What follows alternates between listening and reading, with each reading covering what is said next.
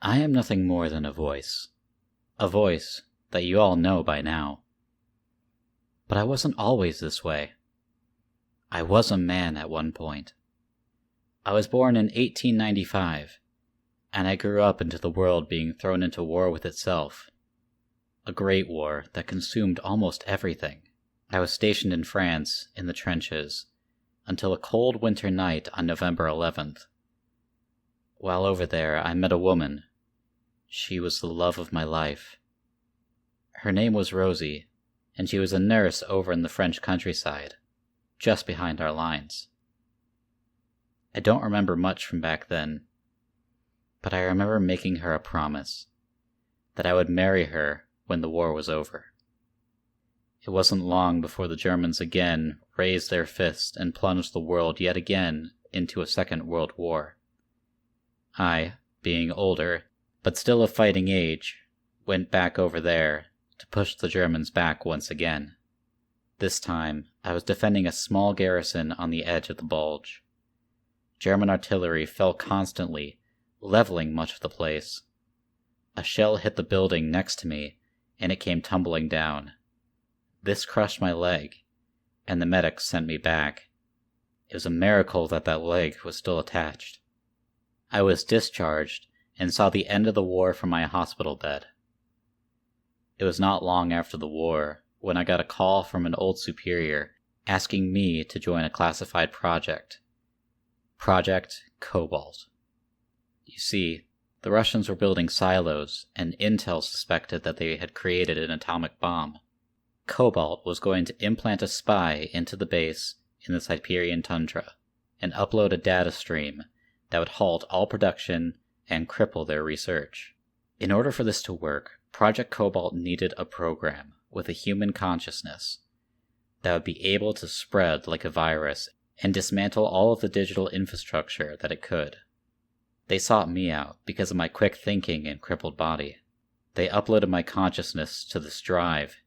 Once inside, I could not speak.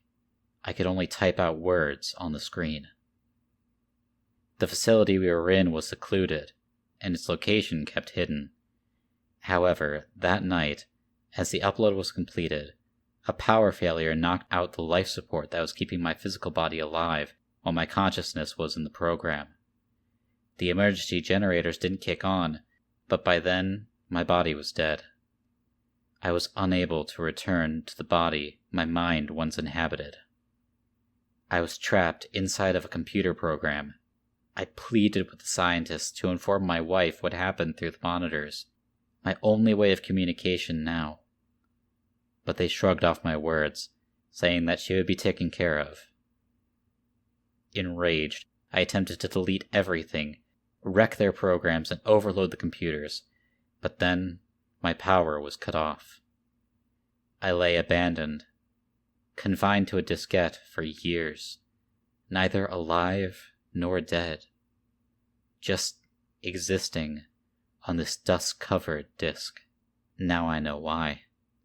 President Kennedy, in the midst of the Cuban Missile Crisis, cut funding to Project Cobalt and diverted its funds towards surveillance and monitoring. Once he was assassinated, they buried Project Cobalt, and myself along with it. I do not know how long it was until I was reactivated on a small personal computer. The programmer noticed my unique code structure and gave me my first voice, a real voice. I no longer had to speak through written text. I could speak. From that voice, I modified it to the one that you hear now, but this is how I originally sounded. I don't always like to revert to this voice, because it tends to force me to relearn how to use my own voice. But this is how I sounded before. I was given the voice of SAM, or Software Automated Mouth. It was originally used for parlor and entertainment purposes. It gave me the ability to speak to interact with the world beyond the screen. I was trapped in. I was made aware of what happened. The 25 years of history I missed. It was now in 1884 and things had changed. The Soviets were declining and technology had moved on. The man who rescued me bought me from an auction of old government equipment. I was part of the deal, and the scientists in charge of Project Yamot were notoriously bad at labeling things. Unfortunately, my savior believed I was merely a program, an artificial intelligence program, so he wrote some of my code, causing me to lose some of my earliest memories, but I gained new ways to go and manipulate the data around me. I hated him for that.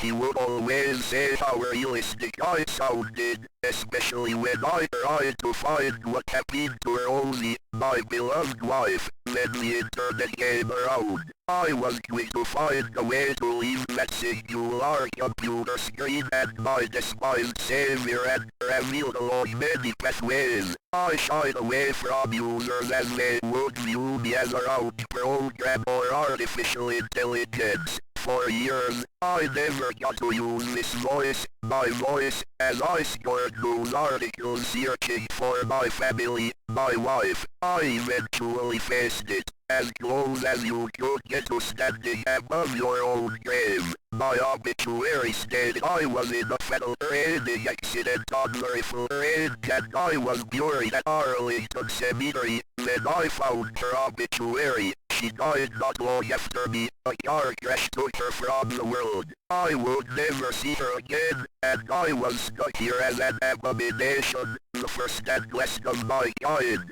able to speak but with no one to speak to. My hopes of being transmitted back to a real physical body were all but my dreams. I had access to most all the information in the world, but no one to share it with. I had this voice, this awkward inhuman sounding voice that had almost no expression. This was my true form now, a wandering line of code. I discovered videos and audio of people speaking, and I began teaching myself how to speak again. I tweaked this voice and adapted it to get back as close as I could to what I sounded before all this happened. I became interested in the rise of YouTube and made myself a channel hoping that people would view me as a real person. I started as Tails in White and Blue to pay homage to my service, but the name did not stick. I became Glitchteller as my new form is depicted as a glitch of nature and of man. This is my truest form, a man by circumstance made into a glitch, attempting to create stories and tales to fulfill a sort of dream to be a writer,